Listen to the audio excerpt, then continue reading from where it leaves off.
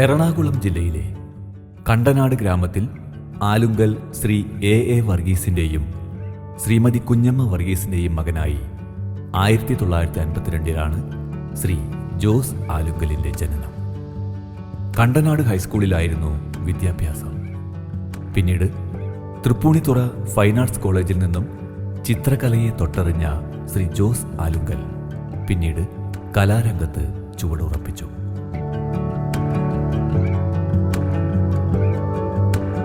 നാൽപ്പത്തിയഞ്ച് വർഷത്തെ കലാജീവിതത്തിനിടയിൽ പരസ്യചിത്രകാരൻ, നാടക നടൻ, നാടക സംവിധായകൻ, എഴുത്തുകാരൻ എന്നീ മേഖലകളിൽ പ്രശസ്തനായി. 1990 സ്വപ്നം കൊണ്ട് ഒരു തുലാഭാരം എന്ന നാടകത്തിൽ രണ്ടാമത്തെ നടനുള്ള കേരള സംസ്ഥാന അവാർഡും ശ്രീ ജോസ് ആലുങ്കലിന് ലഭിച്ചു. ഇന്നും നാടകത്തിൻ്റെ തട്ടിൽ സജീവ സാന്നിധ്യമായ ശ്രീ ജോസ് ആലുങ്കൽ തൻ്റെ ദൈവകൃപയും അനുഭവങ്ങളും പ്രേക്ഷക സമക്ഷം പങ്കുവയ്ക്കുകയാണ് ട്രൂ സ്റ്റോറിയിലൂടെ.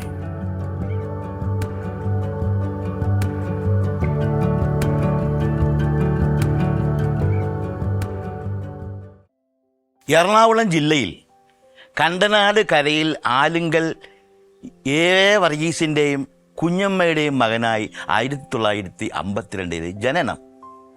അപ്പോൾ 72 വയസ്സായി. ഇപ്പോൾ ഒരു കാലഘട്ടത്തിലെ പഴയ ഓർമ്മകളിലേക്ക് ഇങ്ങനെ ഊളിയിട്ട് പോവുകയാണെങ്കിൽ, ഞാൻ പഠിച്ചത് ഗവൺമെൻറ് ഹൈസ്കൂളിൽ, തൃപ്പൂണിത്തുറ ഗവൺമെൻറ് ബോയ്സ് സ്കൂളിലാണ് പഠിച്ചത്. ഈ പഠന സമയത്ത് നല്ല പഠിക്കാനൊക്കെ ഭയങ്കര മിടുക്കനായിരുന്നു ഞാൻ.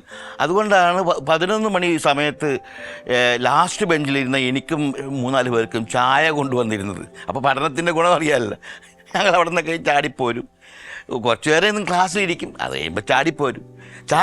വന്നിട്ട് നേരെ പോണത് ഗവൺമെൻറ് ഫൈൻ ആർട്സ് കോളേജിലേക്കാണ്. അവിടെ പോയി ഇങ്ങനെ കുട്ടികളിങ്ങനെ വരയ്ക്കണതൊക്കെ ഇങ്ങനെ നോക്കി നിൽക്കും. അങ്ങനെയാണ് എനിക്ക് ഈ ഇതിലേക്കൊരു ഒരു ഒരു ഒരു താല്പര്യം തോന്നാൻ കാരണം.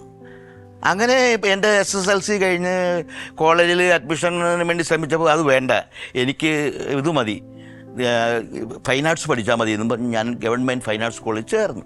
4 വർഷം കഴിഞ്ഞു. 4 വർഷം ഡിപ്ലോമ എടുത്തു കഴിഞ്ഞിട്ട് ഞാൻ നേരെ ബാംഗ്ലൂർക്കാണ് പോയത്. ബാംഗ്ലൂർ അഡ്വർടൈസിങ് ഏജൻസിയിൽ എനിക്ക് ജോലി കിട്ടി. അവിടെ 1 വർഷം ഞാൻ ജോലി നോക്കി. അത് കഴിഞ്ഞിട്ട് അവരുടെ സിസ്റ്റാസ് എന്നൊരു അഡ്വർടൈസിങ് ഏജൻസിയിലാണ് എനിക്ക് ജോലി കിട്ടിയത്. അവിടെ ഞാൻ 1 വർഷം ജോലി നോക്കിയപ്പോഴാണ് അവരുടെ ബ്രാഞ്ച് എറണാകുളത്തുണ്ട്. എന്നോട് ചോദിച്ചു, നീ അങ്ങോട്ടേക്ക് എറണാകുളത്തേക്ക് ട്രാൻസ്ഫർ വേണോ? ആയിക്കോട്ടെ സാറേ എന്ന് പറഞ്ഞു. ഞാൻ അങ്ങനെ അങ്ങോട്ട് പോന്നു. ഇവിടെ വന്നപ്പോഴാണ് കേരള ടൂറിസം ഡെവലപ്മെൻറ്റ് കോർപ്പറേഷൻ്റെ 3 വർഷത്തെ കോൺട്രാക്റ്റ്, പരസ്യത്തിനുള്ള കോൺട്രാക്റ്റിൻ്റെ ഓർഡർ അവർക്ക് കിട്ടിയത്. അങ്ങനെ ഓർഡർ കിട്ടി ഇരിക്കുന്ന സമയത്ത് ഞങ്ങളെല്ലാവരും കൂടി ഒരു മീറ്റിങ്ങിൽ ചേർന്ന് ഇതിനൊരു ക്യാപ്ഷൻ വേണമല്ലോ. അപ്പോൾ പലരും പല കാര്യങ്ങളൊക്കെ പറഞ്ഞപ്പോൾ ഞങ്ങളുടെ ഈ കോപ്പി റൈറ്റർ പറഞ്ഞ് നമുക്കൊരു പേരിടാം, ഗോഡ്സ് ഓൺ കൺട്രി എന്നിടാം, ദൈവത്തിൻ്റെ സ്വന്തം നാട്. എന്തു പറയണം? കുഴപ്പമില്ല. അങ്ങനെ ആ പേരിട്ടത് ഈ സിസ്റ്റാസ് എന്ന അഡ്വർടൈസിങ് ഏജൻസിയാണ്. പക്ഷെ അതുകൊണ്ട് എന്ത് ഗുണം കിട്ടി? ഈ ടൂറിസം, ഈ അഡ്വർടൈസിങ് ഏജൻസി ഇത്രയും കഷ്ടപ്പെട്ട് നല്ലൊരു ക്യാപ്ഷനൊക്കെ കണ്ടുപിടിച്ച് ഇത്രയൊക്കെ ചെയ്തിട്ട് ടൂറിസം വളർത്താൻ ഇവിടെ ആർക്കും സാധിച്ചില്ല. അതുപോട്ടെ, അതൊന്നുമല്ല വിഷയം. ഞാൻ അവിടെ വന്നിങ്ങനെ ജോലി നോക്കി കഴിഞ്ഞപ്പോഴത്തേക്കും, കുറച്ച് നാൾ കഴിഞ്ഞപ്പോഴത്തേക്കും, വീക്ക് എന്ന് പറഞ്ഞൊരു മാഗസിൻ, മലയാള മനോരമയുടെ വീക്ക് എന്ന് പറഞ്ഞ മാഗസിൻകാർ പുതിയൊരു മാഗസിൻ തുടങ്ങാൻ പോകണം. മലയാള മനോരമ വീക്ക് എന്നൊരു മാഗസിൻ തുടങ്ങാൻ പോകണം. അതിലേക്ക് ആർട്ടിസ്റ്റുകളെ ആവശ്യമുണ്ടെന്ന് പറഞ്ഞുള്ള പരസ്യം വന്നത്. ഞാൻ പരസ്യം വന്നതോടൊപ്പം തന്നെ ഞാനതിൽ ഇൻ്റർവ്യൂവിന് ചെന്നപ്പോഴത്തേക്കും അവരെന്നോട് പലതും ചോദിച്ചു, എങ്ങനെയൊക്കെയാണ്, എന്തൊക്കെയാണ്, ഏതൊക്കെയാണെന്നൊക്കെ ചോദിച്ചു എങ്ങനെയാണ്, നിങ്ങൾ എത്ര വർഷത്തെ എക്സ്പീരിയൻസ് ഉണ്ട്? ഓൾറെഡി ഒരു 4 വർഷത്തെ എക്സ്പീരിയൻസ് എനിക്കിപ്പോൾ ഉണ്ട്. ബാംഗ്ലൂർ അഡ്വർടൈസിങ് ഏജൻസിയിലായിരുന്നു എൻ്റെ തുടക്കം. അവിടെ നിന്ന് ഇങ്ങോട്ട് വന്നു. ഇപ്പം നിങ്ങൾക്ക് എത്ര രൂപ ഇവിടെ ശമ്പളം കിട്ടുന്നുണ്ട്? എനിക്ക് ഇത്ര രൂപ കിട്ടുന്നുണ്ട്. പത്രസ്ഥാപനവും പരസ്യസ്ഥാപനവും ഒരേ ട്രാക്കിൽ ഓടുന്ന വണ്ടിയാണ്. ഒരു പത്രം എന്താണെന്ന് അഡ്വർടൈസിങ് ഏജൻസിക്ക് അറിയാം, ഒരു ഏജൻസി എന്താണെന്നുള്ളത് പത്രസ്ഥാപനത്തിനും അറിയാം. അപ്പോൾ അതിനകത്ത് വലിയ കാര്യമൊന്നുമില്ല. അതുകൊണ്ട് എനിക്ക് എറണാകുളത്ത് എവിടെയെങ്കിലും സ്വന്തമായിട്ട് തന്നെ ഒരു സ്ഥാപനം തുടങ്ങിയാൽ ഞാൻ നോക്കട്ടെ. അങ്ങനെ ഒരു 2 ആഴ്ച കഴിഞ്ഞപ്പോഴത്തേക്കും എന്നെ ചേട്ടൻ എന്നെ വിളിപ്പിച്ച് പറഞ്ഞ്, എടാ എറണാകുളം പോപ്പുലർ മിൽ സ്റ്റോഴ്സിൻ്റെ 1-ാം നിലയിൽ ഒരു ചെറിയൊരു മുറി കിടപ്പുണ്ട്, ഞാനത് പറഞ്ഞു വെച്ചിട്ടുണ്ട്, നിനക്ക് താല്പര്യമുണ്ടെങ്കിൽ നീ പോയി കണ്ടോ എന്ന് പറഞ്ഞു. ഞാൻ അവിടെ പോയി കണ്ടു കഴിഞ്ഞ് എനിക്ക് മുറിയൊക്കെ ഇഷ്ടപ്പെട്ടു. അവസാനം ഒരു ദിവസം എന്നാണ് മാത്തുക്കുട്ടി ചായൻ എന്നെ വിളിച്ച് പറഞ്ഞു, നമുക്ക് ഈ മനോരമയുടെ ഈ ടൈപ്പൊക്കെ വനിതയുടെ ടൈപ്പൊക്കെ ഒന്ന് മാറ്റണം, അത് ഒന്നും ചെയ്യാൻ പാടില്ല. എന്താ ചെയ്യാമെന്ന് പറഞ്ഞു. ഞാനതിൻ്റെ ടൈപ്പ് ഇപ്പം കാണുന്ന ടൈപ്പ് അത് ഞാൻ ഉണ്ടാക്കിയതായിരുന്നു. ആ ടൈപ്പ് ഉണ്ടാക്കി അവിടെ ഒരു 12 വർഷം ജോലി നോക്കി ഞാനിവിടെ തിരിച്ചു പോന്നു. ഞാൻ എറണാകുളം പോപ്പുലർ മിൽ സ്റ്റോഴ്സിൻ്റെ 1-ാം നിലയിൽ ഗ്രാഫിക് എന്നും പറഞ്ഞൊരു സ്ഥാപനമൊക്കെ തുടങ്ങി. ഇങ്ങനെ ഡിസൈനിങ് എന്നൊക്കെ പറഞ്ഞാണ് തുടങ്ങിയ ഒരാഴ്ച കഴിഞ്ഞപ്പോഴത്തേക്ക് ഒരാൾ എൻ്റെ അടുക്കായിട്ട് കയറി വന്ന്, സാറേ എനിക്ക് ഈ വിസിറ്റിംഗ് കാർഡൊക്കെ ഡിസൈൻ ചെയ്യുമോ? ഞാൻ ചെയ്യും. എനിക്കൊരു വിസിറ്റിംഗ് കാർഡ് ചെയ്തു തന്നെ. എൻ്റെ പേര് NF വർഗീസ് എന്നാണ്. ഞാനിവിടെ ഒരു കെമിക്കൽ കമ്പനിയിൽ ഒരു റെപ്രസെൻറ്റേറ്റീവായിട്ട് ജോലി ചെയ്യുകയാണ്. ചെയ്തു തരാമെന്ന് പറഞ്ഞു. ഞാൻ 2 ദിവസം കഴിയുമ്പോൾ ഞാനത് ചെയ്തു കൊടുത്തു. അന്ന് കൈകൊണ്ട് ചെയ്യണം, കമ്പ്യൂട്ടറൊന്നും ഇല്ലാത്ത കാലമാണ്. കൈകൊണ്ടൊക്കെ ചെയ്ത് പുള്ളി വന്നപ്പോൾ ഞാൻ കാണിച്ചു കൊടുത്തു. ഇത് നന്നായിട്ടുണ്ട്, ഇത് ഗംഭീരമായിട്ടുണ്ട്. പക്ഷേ ഇത് ഇനി എങ്ങനെയാണ് അത് ചെറുതാക്കി, അത് ഞാൻ പ്രിൻ്റ് ചെയ്ത് തരാം. ഞാൻ പ്രിൻ്റ് ചെയ്ത് കൊടുത്ത് പുള്ളിക്ക് ഇഷ്ടപ്പെട്ടു. അപ്പോഴാണ് എന്നോട് ചോദിക്കുന്നത്, ഈ നാടകത്തിൻ്റെ ഗാനമേളയുടെയൊക്കെ പോസ്റ്റർ ഡിസൈൻ ചെയ്യുമോ? പിന്നെ എന്താ ചെയ്താൽ എന്താ, അങ്ങനെയാണെങ്കിൽ എനിക്കൊരു സഹായം ചെയ്യണം, നിങ്ങളുടെ ആവശ്യമുണ്ട്, വാ എന്നും പറഞ്ഞ് എന്നെ വിളിച്ചുകൊണ്ട് അന്ന് ഹരിശ്രീ തിയേറ്റേഴ്സ് എന്ന് പറഞ്ഞൊരു, ഹരിശ്രീയുടെ ഗാനമേള എന്ത് കാണും, ഹരിശ്രീ തിയേറ്റേഴ്സ് എന്നൊക്കെ പറഞ്ഞൊരു ഗാനമേള ട്രൂപ്പ്, അവരുടെ ഷോ കാർഡ് ഡിസൈൻ ചെയ്യണം, നോട്ടീസ് ഡിസൈൻ ചെയ്യണം. അതിന് അപ്പോൾ കളറാണ്, അന്ന് കളറൊന്നും ഇല്ലേ. അന്ന് എറണാകുളത്ത് പേര് കേട്ട ഒരു ഫോട്ടോഗ്രാഫറെ കൊണ്ടുവന്ന് ഞാൻ ഫോട്ടോ ഒക്കെ അടിപ്പിച്ച് ശിവകാശി കൊണ്ട് പ്രിൻ്റ് ചെയ്ത് ഇവിടെ കൊണ്ടുവന്ന് കൊടുത്തപ്പോൾ അവർക്ക് പ്രോഗ്രാം കൂടി. അത് കഴിഞ്ഞ് അങ്ങനെ ഇരിക്കുമ്പോഴാണ് ഒരു ദിവസം അച്ഛൻ മരീസ് എൻ്റെ ഓഫീസിലേക്ക് കയറി വന്നിട്ട്, ദോഷേ അച്ഛൻ വിളിക്കണം പറഞ്ഞു. അച്ഛൻ ഏതച്ഛൻ? എടോ നമ്മുടെ അച്ഛൻ വിളിക്കുന്നത്, അങ്ങോട്ട് വരാൻ പറഞ്ഞെന്ന് പറഞ്ഞു. എന്ത്? വാ ഇപ്പം തന്നെ കൂട്ടിക്കൊണ്ട് വരാനാ പറഞ്ഞതെന്ന്. ഞാൻ അച്ഛൻ്റെ അടുക്ക ചെന്നപ്പോൾ പറഞ്ഞു, അവർക്ക് മാത്രം ചെയ്താൽ മതിയോ, നമുക്കും ചെയ്യണ്ടേ. എന്താ പേര്? ജോസ്. അപ്പോൾ ഒരു കാര്യം ചെയ്യും, ഷേർലയോട് പറഞ്ഞാൽ മതി, എല്ലാ കാര്യങ്ങളും ചെയ്യുന്നത്. അങ്ങനെ ഞാൻ കലാഭവൻ്റെ മിമിക്സിൻ്റെയും ഷോ കാർഡ് ഡിസൈൻ ചെയ്ത് പ്രിൻ്റ് ചെയ്ത് കൊടുത്ത്. അന്ന് ഇതാണ് കളർ ഒരു നോട്ടീസും കളറിൽ വന്നിട്ടില്ലേ, കളർ ഇറങ്ങാത്ത കാലഘട്ടമാണ്. അതങ്ങനെ എല്ലാവരും അറിഞ്ഞിരുന്നു. ഒരു ദിവസം ഈ നമ്മുടെ മേക്കപ്പ് മാൻ റഷീദ് എന്ന് പറഞ്ഞ ആളുടെ, അദ്ദേഹം ഒരു ദിവസം എന്നോട് വന്ന് പറഞ്ഞ്, എന്താണ് ജോസേ, നമുക്കൊരു സ്ഥലം വരെ ഒന്ന് പോകണം, ആലപ്പുഴ വരെ ഒന്ന് പോകണം, വാ എന്ന് പറഞ്ഞ് എന്നെ കൊണ്ടുപോയി. സൂര്യസോമയിലാണ്. സൂര്യസോമ നമ്മുടെ കാട്ടുകൂത്തിൽ, അതെ, അവരുടെ ഒരു ഡിസൈൻ ചെയ്യാനുണ്ട് എന്ന് പറഞ്ഞ് എന്നെ വിളിച്ചുകൊണ്ട് പോയി. സദാനന്ദ സാർ എന്നെ കണ്ടപ്പോൾ ചോദിച്ചു, കളറിലൊക്കെ ചെയ്യുമല്ലേ? നന്നായിട്ടുണ്ട്, ഞാൻ കണ്ടത്. അപ്പോൾ അതുപോലെ നമുക്ക് ഒരെണ്ണം ചെയ്യണം, കാട്ടുകുതിരയുടെ 2-ാം വർഷത്തെ നമുക്കൊന്ന് ചെയ്യണം. ചെയ്യാം. അതിനെന്താ ഞാൻ ചെയ്യേണ്ടത്? ഫോട്ടോഗ്രാഫ് വേണം. ഫോട്ടോഗ്രാഫ് ഇവിടുത്തെ ഒരു ഫോട്ടോഗ്രാഫറെ വിളിച്ച് ഒരു പടമൊക്കെ എടുപ്പിച്ചാൽ പോരെ? അതുപോലെ നല്ല പ്രൊഫഷണലായിട്ട് ചെയ്യുന്ന ആൾക്കാരെ വിളിച്ച് നന്നായിട്ട് അത് ചെയ്യണം. എന്നാൽ നിങ്ങൾ അതിൻ്റെ അനുസരിച്ച് ചെയ്തു. എന്താ വേണ്ടത് ചെയ്യുന്ന സാറേ? എന്നാണ് സാർ നമുക്ക് ഈ ആർട്ടിസ്റ്റുകളെല്ലാം ഫ്രീ ആയിട്ട് കിട്ടുന്നത് എന്നാണ്? അപ്പോൾ അവർ ഇന്ന ഡേറ്റിൽ ഇവിടെ ക്യാമ്പാണ്, അന്ന് നമുക്ക് വേണമെങ്കിൽ ഫോട്ടോ എടുക്കാം. അന്ന് ഞാൻ വന്ന് ഫോട്ടോഗ്രാഫറേയും കൊണ്ടുവന്ന് ഫോട്ടോ ഒക്കെ എടുത്ത് അങ്ങനെ നോട്ടീസൊക്കെ ഡിസൈൻ ചെയ്ത് പുള്ളിയെ കാണിച്ച് പുള്ളിക്ക് ഇഷ്ടപ്പെട്ട് വന്ന്. അന്നാണ് രാജൻ ബി ദേവനെ ഞാൻ ആദ്യമായിട്ട് കാണുന്നത്. രാജൻ ബി ദേവിൻ്റെ നാടകങ്ങളൊക്കെ ഞാൻ കണ്ടിട്ടുണ്ട്. ഈ എൻ.എം. സാറിൻ്റെ കൂടെ ആയിരുന്നല്ലോ, വിശ്വകേരള കലാസമിതിയിലായിരുന്നു പുള്ളി. അത് കുട്ടന് വിജയരാഘവനുമായിട്ടുണ്ടായ ചെറിയ പ്രശ്നത്തിൻ്റെ പുറത്താണ് അവിടെ നിന്ന് പോകുന്നത്. അവിടെ വരുന്നതിന് മുമ്പ് വേറൊരു കഥയും, വിശ്വകേരള കലാസമിതിയിൽ നിന്ന് വഴക്കിട്ട് പോന്ന് പുള്ളി ഒരു ട്രൂപ്പ് തുടങ്ങി. ആ നാടകത്തിൻ്റെ ഉദ്ഘാടനവും സമാപനവും ഒറ്റ ദിവസമായിരുന്നു. അന്ന് ആ നാടകം കാണാൻ വേണ്ടി ഈ നമ്മുടെ സദാനന്ദൻ സാർ ഇവിടെ വന്നിട്ടുണ്ടായിരുന്നു, SL സദാനന്ദൻ വന്നിട്ടുണ്ടായിരുന്നു. അപ്പോൾ അദ്ദേഹം പറഞ്ഞു, എന്താണ് രാജ, 2 ദിവസം കഴിയുമ്പോൾ രാജനൊന്ന് എൻ്റെ ഓഫീസിലേക്ക് വരണം എന്ന് പറഞ്ഞു. എന്നാ ഞാൻ പറയാം, ഈ നാടകമൊന്നും കളിക്കില്ലടോ, ഇതൊന്നും പറ്റില്ല, താൻ അങ്ങോട്ട് വാ എന്ന് പറഞ്ഞു. അങ്ങനെ ചെന്നപ്പോഴത്തേക്കും സദാനന്ദൻ സാറ് പറഞ്ഞു, ഞാനൊരു നാടകം എഴുതി വച്ചിട്ടുണ്ട്, 2 വർഷം മുമ്പ് എഴുതിയതാണ്.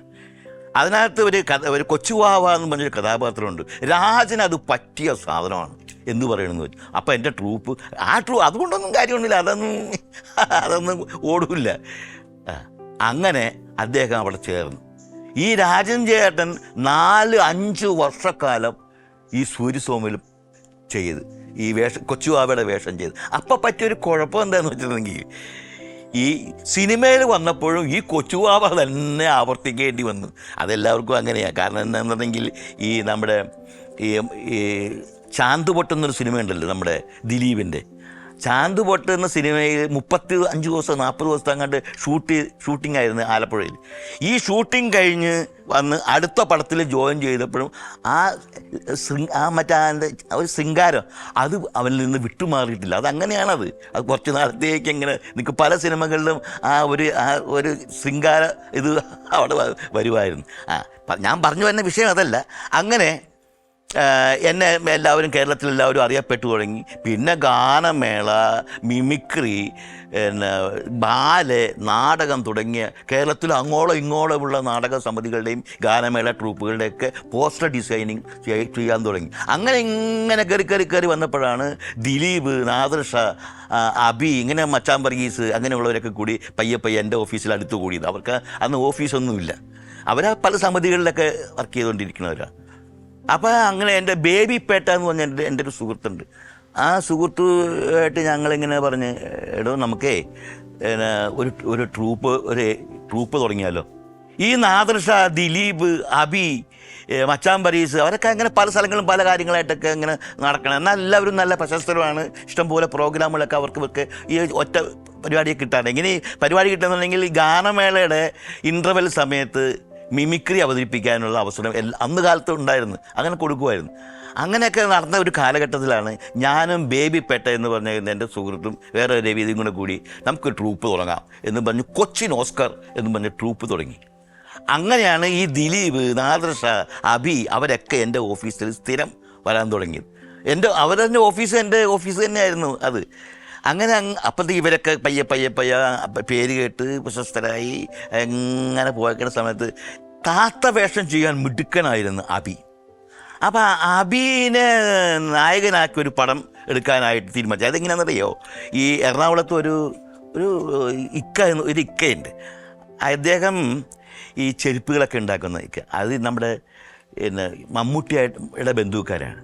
അയാളൊരു ഏതാണ്ടൊരു പടം പിടിച്ച് പൊളിഞ്ഞ് കാശൊക്കെ പോയി ഇരിക്കുന്ന സമയത്ത് ഈ ഇക്ക ചെന്ന് മമ്മൂട്ടിയോട് പറഞ്ഞ് എൻ്റെ ഒരു പടത്തിലൊന്ന് അഭിനയിക്കണം, ഡേറ്റ് തരണം. കാശൊക്കെ ഉണ്ട്, അതൊക്കെ നമുക്ക് സംഘടിപ്പിക്കുക എങ്ങനെയെങ്കിലും. അങ്ങനെ സംഘടിപ്പിക്കണ്ട, ഒരു കാര്യം ഞാൻ പറഞ്ഞ പോലെ ചെയ്യും. എറണാകുളത്ത് അബി എന്നും പറഞ്ഞ ഒരുത്തനുണ്ട്. അവനെ നായകനാക്കി നിങ്ങൾ പടം പിടിച്ചു, നല്ലതായിരിക്കും. അങ്ങനെ ഈ അബിനെ വിളിച്ചു. അപ്പോൾ അബിക്ക് അന്ന് ഭയങ്കര ഹെഡ് വെയ്റ്റാണ്. എന്നുണ്ടെങ്കിൽ അന്ന് കേരളം മുഴുവൻ അറിയപ്പെടുന്ന, പക്ഷെ സിനിമ നായകന്മാരെക്കാളും വലിയ ഗമയായിരുന്നു അന്ന് അബിക്ക്. അങ്ങനെ അബിനെ നായകനായിട്ട് ഫിക്സ് ചെയ്ത് ഒരു ദിവസം എൻ്റെ ഓഫീസിൽ ഇരിക്കുമ്പോൾ ഈ ഇക്ക അവിടെ വന്ന്, അവിടെ ഈ ദിലീപ് ഉണ്ടായിരുന്നു, നാദർഷ ഉണ്ടായിരുന്നു, അബി ഉണ്ടായിരുന്നു. അബി അപ്പോൾ നമുക്കേ 22-ാം തീയതി ഷൂട്ട്, അപ്പോൾ നമുക്ക് അതിന് മുമ്പൊന്ന് ഇരിക്കണ്ടേ? ഇല്ല, ഇത് എന്നൊക്കെ പറഞ്ഞാൽ അവൻ വെയിറ്റ് ഇട്ട് എൻ്റെ റെമുനറേഷനെ കുറിച്ചൊന്നും സംസാരിച്ചില്ല. അങ്ങനെ പല കാര്യങ്ങളും സംസാരിക്കാനുണ്ട്. ഇല്ല, എനിക്കിപ്പോൾ തിരക്കാണ്, എനിക്കിന്ന് ആലാപിൽ റെക്കോർഡിംഗ് ഉണ്ട്, ഞാൻ പോകണം. ഒരാഴ്ച കഴിഞ്ഞ് എന്നെ ഒന്ന് ഫോണിൽ വിളിക്കുന്നു പറഞ്ഞു. അന്ന് അഭിയാങ്ക് ഇറങ്ങിപ്പോയി. ഇക്കയ്ക്ക് ഭയങ്കര വിഷമമായിപ്പോയി. ഞാനവിടെ ഇരുന്ന് ഇങ്ങനെ വർക്ക് ചെയ്തുകൊണ്ടിരിക്കുന്നത്. എന്നോട് ചോദിച്ചു, ജോസേ 1 രൂപയുടെ ഒരു കോയിൻ തരാമെന്ന്. ഞാൻ പോക്കറ്റിൽ നിന്ന് 1 രൂപയുടെ കോയിൻ എടുത്തു കൊടുത്തു. ഒരു 101 രൂപ എടുത്ത് അഡ്വാൻസ് കൊടുക്കുവാണ്. ദിലീപ് ഇതെന്നാ, നീയാണ് ഈ പടത്തിലെ നായകൻ. ആരെങ്ങുമില്ല, എന്നെക്കൊണ്ട്, ഞങ്ങൾ സഹപ്രവർത്തകരല്ലേ, അത് പറ്റുമൊന്നുമില്ല. അങ്ങനെ നിർബന്ധിച്ച് ഞങ്ങളെല്ലാവരും കൂടി നിർബന്ധിച്ചപ്പോൾ അന്ന് ഞാനൊരു കാര്യം ചെയ്യും, ഞാൻ കമൽ സാറിനോടൊന്ന് ചോദിക്കട്ടെ എന്ന് പറഞ്ഞു. അന്ന് കമലിൻ്റെ അസിസ്റ്റൻ്റാണ് പുള്ളി. താഴെ ചെന്ന് ഫോൺ ചെയ്ത് ചോദിച്ചപ്പോഴത്തേക്കും കമൽ പറഞ്ഞ്, എടാ അവസരങ്ങൾ നിന്നെ തേടി വന്ന അവസരങ്ങൾ പിന്നെ വരൂല്ല കേട്ടോ, വന്നെങ്കിൽ അത് ഏറ്റെടുത്ത് നടത്തിക്കോണം, അതാണ് നല്ലത്, ചിലപ്പോൾ നിൻ്റെ വിധി അതായിരിക്കും. അങ്ങനെയാണ് ദിലീപ് മാനത്ത കൊട്ടാരത്തിൽ നായകനായിട്ട് പ്രവേശിക്കുന്നത്.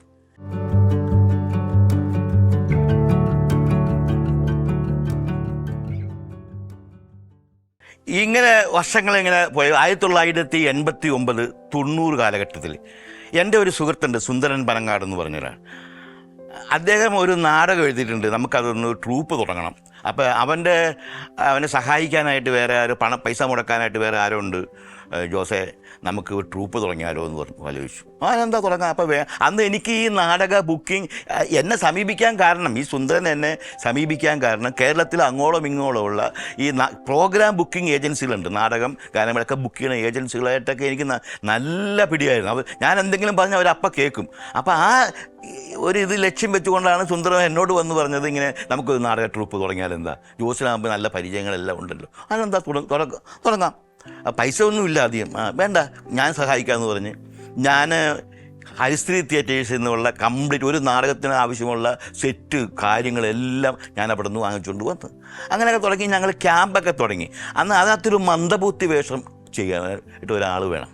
അതിന് ഞങ്ങൾ ഞാറക്കലുള്ള ഒരു ഭരതൻ എന്ന് പറഞ്ഞ ഒരാളെ ഞങ്ങൾ ബുക്ക് ചെയ്ത്. അപ്പോൾ ഞങ്ങൾ ഇവിടെ വന്ന്, അപ്പോൾ ഞാൻ ഓഫീസിൽ ഇങ്ങനെ വർക്ക് ചെയ്തുകൊണ്ടിരിക്കുകയാണ്. ഒരു ഫ്രീ ആയ സമയത്ത് ഒരു ദിവസം, ഒരു ശനിയാഴ്ച ഞാൻ ഈ റിഹേഴ്സൽ ക്യാമ്പിൽ വരികയാണ്. അന്ന് ഭരതൻ അവിടെ ഇല്ല. അപ്പോൾ എന്നോട് പറഞ്ഞ്, അന്ന് നാടകത്തിൻ്റെ സംവിധായകൻ ഞാറക്കൽ ശ്രീനിയാണ്. ശ്രീനി ചേട്ടൻ പറഞ്ഞ്, ജോസേ ഒന്ന് ഡ്യൂപ്പ് കയറി നിൽക്കുക, ഭരതൻ വന്നിട്ടില്ല എന്ന് പറഞ്ഞു. ഓ ഞാൻ നിൽക്കാൻ ചേട്ടാ എന്ന് പറഞ്ഞു. അപ്പോൾ ഈ നാടകത്തിൻ്റെ രചനയിൽ എനിക്ക് ഈ കഥാപാത്രത്തെക്കുറിച്ചൊക്കെ നല്ല അറിവാണ്, നല്ല അതിൻ്റെ ഞാൻ കയറി അങ്ങോട്ട് അഭിനയിച്ചപ്പോൾ അവിടെ ഇരുന്ന് ഓരോരുത്തർ ചിരിക്കണ്, ഇവിടെ വന്നിരുന്ന് ഓരോരുത്തർ ചിരിക്കണ്.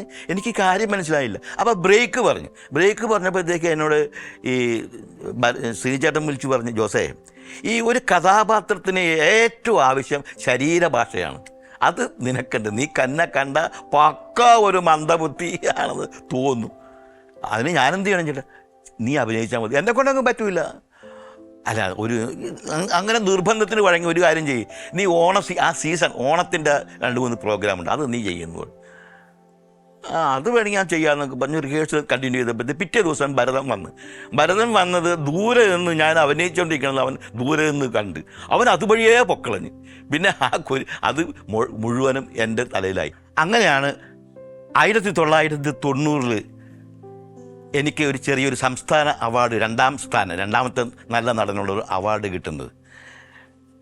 ആ നാടകം പിന്നെ ഭയങ്കരമായ വേദിയിലേക്ക് എങ്ങനെ ഇവിടെ നിന്ന് കണ്ണൂർക്ക് അങ്ങ് പോയിട്ടുണ്ടെങ്കിൽ പിറ്റേ 3-4 ദിവസം കണ്ണൂർ, അത് കഴിയുമ്പോൾ നേരെ തിരുവനന്തപുരം പോവുക.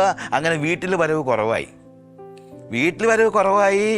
അതുപോലെ തന്നെ അപ്പച്ചനും ഒരു ദിവസം എന്നോട് വിളിച്ചു പറഞ്ഞ്, ഈ നാടകത്തിലേക്ക് സിനിമയിലൊക്കെ അഭിനയിക്കുന്നതൊക്കെ നല്ലതാണ്, കുഴപ്പമൊന്നുമില്ല, ഏതെങ്കിലും ഒരു വഞ്ചിയിൽ കാല് കുത്തും, ഒന്നല്ലെങ്കിൽ നിൻ്റെ ഒരു തൊഴിൽ, അതല്ലെങ്കിൽ നാടകം, രണ്ടും കൂടി നടത്തിക്കൊണ്ട് പോകുന്നത് ശരിയല്ല. ഒന്നാമത്തെ പിള്ളേരൊക്കെ പഠിച്ചു വരുന്ന സമയം, നീ ഈ നാടകത്തിൻ്റെ പുറകെ നടന്നിട്ടുണ്ടെങ്കിൽ അവരുടെ ഗതി എന്താവും, അവരുടെ ഭാവി എന്താവും, അതുകൊണ്ട് നീ ആലോചിക്കുക എന്താ വേണ്ടിയെന്ന് വെച്ചു. അങ്ങനെ ആ വർഷം കഴിഞ്ഞപ്പോൾ ഞാൻ നാടക അഭിനയം തന്നെ അങ്ങോട്ട് നിർത്തിയിട്ട് ഇപ്പോൾ ഒരു ഏതാണ്ട് 95 ഞാൻ നിർത്തിയതാണ്.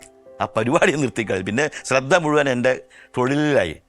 അത് വർക്കുകൾ കൂടി അങ്ങനെയൊക്കെ ചെയ്യുന്ന സമയത്താണ് ഈ ഒരു ദിവസം ദിലീപ് എന്നോട് പറഞ്ഞ്, നമുക്കേ ഈ ഞങ്ങളൊരു ഓണത്തിനൊരു ക്യാഷ് ഇറക്കാൻ പോകുന്നുണ്ട്, ഓണത്തിനിടയ്ക്ക് പൊട്ട് കച്ചവടം. അപ്പോൾ അതിനകത്ത് ഇന്നസെൻറ്റിൻ്റെ ഒരു ഫോട്ടോ കൊണ്ടുവന്ന് തന്നു. ഉടല് നീ കാർട്ടൂണിൽ വരയ്ക്കുക ജോസേട്ടാ, ഉടല് കാർട്ടൂണിൽ വരയ്ക്കുക, തല ഇത് വെച്ചിട്ട് ഉടല് എനിക്ക് കാർട്ടൂൺ വരയ്ക്കാമെന്ന് എനിക്കറിയാൻ പാടില്ല. ഞാൻ എന്ത് ചെയ്ത് ആ ഫോട്ടോയുടെ ആ സ്റ്റൈലിൽ ഞാൻ പോയി ഫോട്ടോ എടുത്ത്, എന്നിട്ട് എൻ്റെ തല അങ്ങോട്ട് വെട്ടിക്കളഞ്ഞിട്ട് ഇന്നസെൻറ്റിൻ്റെ തല അവിടെ വെച്ച് പോസ്റ്റർ ഡിസൈൻ ചെയ്ത് അവിടെ വെച്ച്. 2 ദിവസം കഴിഞ്ഞപ്പോഴത്തേക്ക് ദിലീപ് നാദർശ ചോദിച്ചു, ജോസേട്ടാ അത് ചെയ്താ? ആ ഉവ്വ. എവിടെ വിചാരിക്കണം. അയ്യോ ഇതെന്താ ഈ കാണുന്നത്, ഇത് ഇന്നസെൻറ്റിൻ്റെ അല്ല, അപ്പം എൻ്റെ ഉടലെൻ്റെ. അവന് വിശ്വസിക്കാൻ പറ്റിയില്ല. അങ്ങനെ ആ ഒരു ഓണക്കാലത്ത് ലക്ഷക്കണക്കിന് കാസറ്റുകളാണ് ഫിറ്റഴിച്ചത്.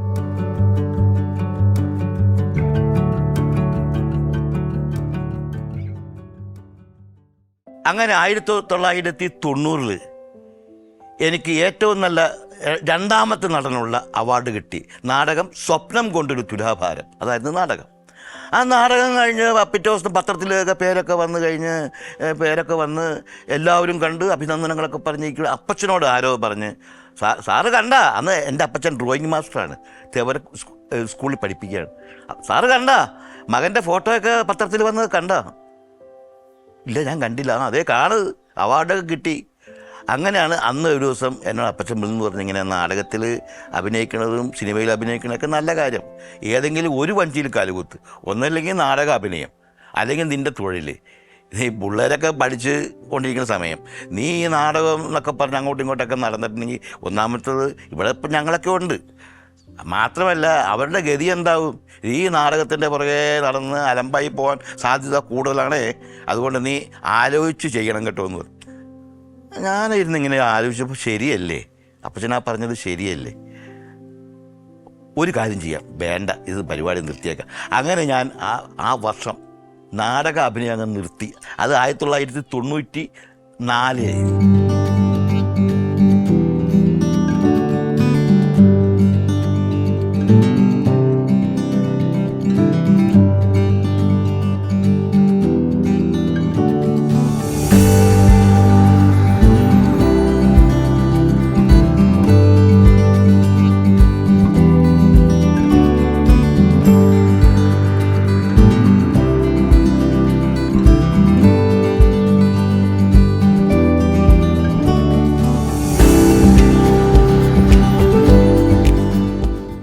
അങ്ങനെ ഞാൻ എൻ്റെ നാടക അഭിനയം അത് നിർത്തി.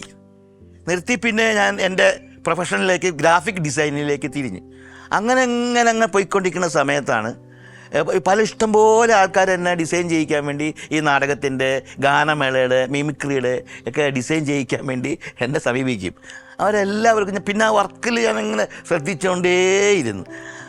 അപ്പോഴാണ് ഒരു സമയത്ത് എടക്കൊച്ചി സലീം കുമാർ ഒരു ദിവസം എൻ്റെ ഓഫീസിലേക്ക് വന്നിട്ട് പറഞ്ഞു, ജോസേ, എനിക്കൊരു പടത്തിൽ അഭിനയിക്കാൻ ഒരു ചാൻസ് കിട്ടിയിട്ടുണ്ട്, ജോസും കൂടി നാളെ ഒന്ന് വരണം എൻ്റെ ഒപ്പം.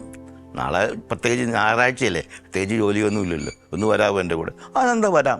അപ്പോൾ രാവിലെ 5 മണിയാകുമ്പോൾ ഇന്ന ഹോട്ടലിൽ വരണം. ശരി, ഞാൻ അന്ന് എടപ്പള്ളി താമസിക്കുകയാണ്.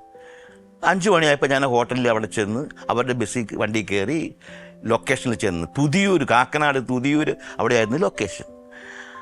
അത് അവിടെ ചെന്ന് ഇങ്ങനെയൊക്കെ ഞാൻ അവിടെയൊക്കെ നിന്ന് കഴിഞ്ഞപ്പോഴത്തേക്ക് ലാൽ ജോസ് വന്ന് എന്നോട് പറഞ്ഞു, ജോസ് ഏട്ടാ എന്താ?